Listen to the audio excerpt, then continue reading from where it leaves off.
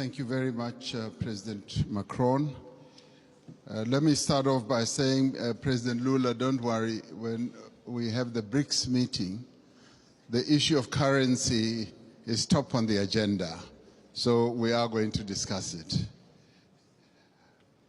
President Macron, I just want to start off on a very positive note in terms of what I think is evolving here. I think there is consensus that is clearly embraced by everyone that we need to address climate and poverty because they go together. There's a nexus. And as it were, we need to burn the candle on both sides. So that's important. So that's agreed. And we all recognize and accept that we need capital at scale to address the key challenges that many countries in the world face, particularly the developing economy countries. And we also would be agreed that there needs to be more cooperation and coordination between your development banks, multilateral development banks, and the private sector. There needs to be coordination so that there is no fragmentation, which you kept talking about. But I think what is important to many of us is that there should be solid consensus on the reform of the financial architecture of the world.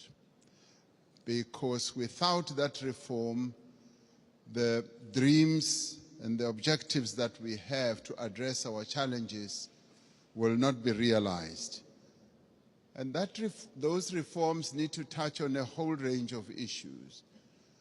Mr. Mo Ibrahim yesterday even spoke about something that we may think is insignificant, that the boards of directors of your multilateral institutions are not made up of independent directors. They are largely internal people or shareholders.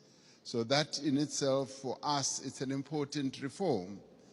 We also need to look at the distribution of the special drawing rights. I find it a bit difficult to be told that this is set in the rules and it will forever be like that, and that it's either you get 0 or you get 34 billion. In our view, this is not a zero-sum game. It's a game where we all need to be dealt with equity in an equitable manner. And there is a need for reform in that regard as well. And the other important thing for this to happen,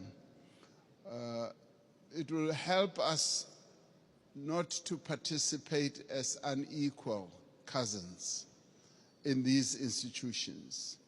It will help us to participate fully, and so that we don't have a sense that we are beggars, that we are being dealt with out of generosity.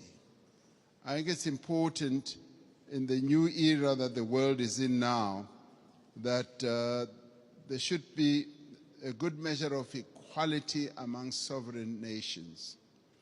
You know, recently, 7 African countries decided to go and put a call for peace to Ukraine and to Russia. And we raised a number of issues. Zambia was represented, Comoros was represented, Republic of Congo was represented, Senegal was represented, Uganda, as well as South Africa. So we were all represented, and Egypt as well. So we were all at one, that even as we were going to address an issue of the war which has had a negative impact on the African continent, which is